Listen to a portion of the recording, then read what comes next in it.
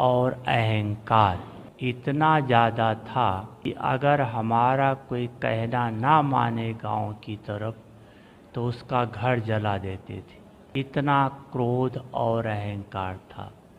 इससे मैं खुद दुखी था, लेकिन छोड़ने की विधि नहीं मिल पा रही। अंत में मैंने सोचा कि भगवान मिल जाए, उससे वरदान मांगेंगे तो सहज बुराइयों से छुट्टी मिल जाएगी और स्वर्ग में चले जाएंगे।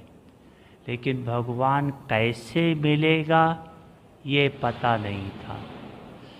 लेकिन जैसे अपने हिंदू धर्म में जितनी प्रथा प्रचलित है या नॉलेज में थी कि सारे धर्म शास्त्र खरीद लिया, उनको पढ़ना शुरू किया कि शायद इससे भगवान मिल जाए। लेकिन देखा शास्त्र मुँह से पढ़ते थे, मन भटकता था। कुछ दिन के बाद उससे भी मन हट गया। फिर भक्ति करना शुरू किया, पूजा पाठ जिसका भी जानते थे, जितनी सबकी पूजा और अर्चना करना, उनको यथाशक्ति जो होता था करते थे। लेकिन कुछ परिवर्तन नहीं आ रहा था। एक दिन एक मन में प्रतिज्ञा किया कि अगर 1 मास के अंदर भगवान ना मिला तो मैं रोज़ सुबह 4 बजे गंगा जी में स्नान करने जाता था कलकत्ता में। तो हम 4 बजे गए स्नान करने और फिर वापस नहीं आऊँगा अगर 1 महीने में भगवान नहीं मिला तो। ऐसे करते, पूजा पाठ करते, शास्त्र पढ़ते 30वां दिन आ गया। कुछ भगवान मिलेगा ये किसका कुछ भी नहीं था। उस दिन एकादशी थी, तो हमने निराजर व्रत रखा हुआ था।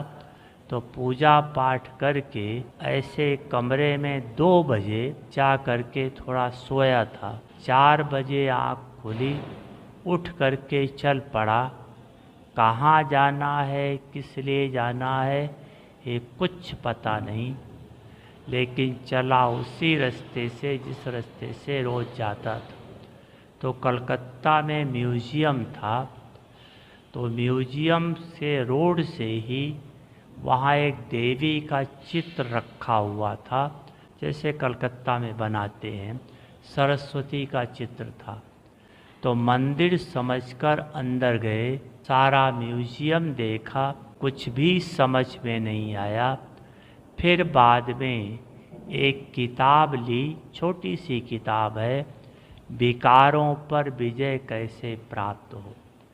तो रात की ड्यूटी में उस किताब को पढ़ना शुरू किया।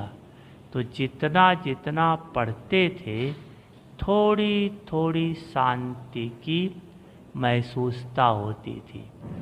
तो मैं सोचा कि वहाँ जो बहन जी ने 7 दिन के कोर्स के लिए कहा है, 7 दिन का कोर्स नहीं, 2 दिन का कोर्स करके देखते हैं। अगर कुछ भगवान नहीं मिला तो 2 दिन के बाद गंगा जी में शरीर छोड़ूंगा। मतलब 2 दिन का पोस्टपोन हो गया।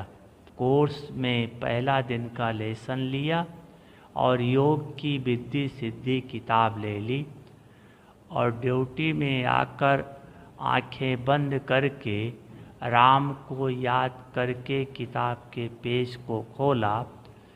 तो जो योग की कमेंट्री है वो पेज खुला, तो उसको रट करके 2 बजे रात को मन में ऐसे आंखें ऊपर करके वो रिपीट करना शुरू किया। तो थोड़ी देर में क्या देखा, ऊपर एक लाइट का गोला दिखाई दिया और उससे जो किरणें आ रही थी, उससे सारी कर्म इंद्रियां शांत और शीतल हो गई।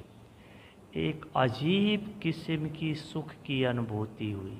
बस उस दिन से ये रास्ता अपना लिया। बिना भक्ति के भगवान नहीं मिलता है।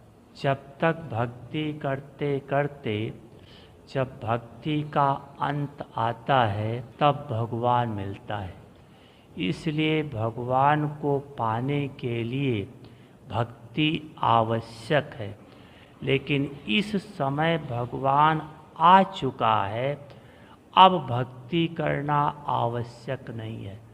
अब भगवान से ज्ञान लेकर भगवान से वर्षा अर्थात मुक्ति, जीवन मुक्ति का अधिकार लेने का समय है। ये समय भक्ति करने का नहीं है।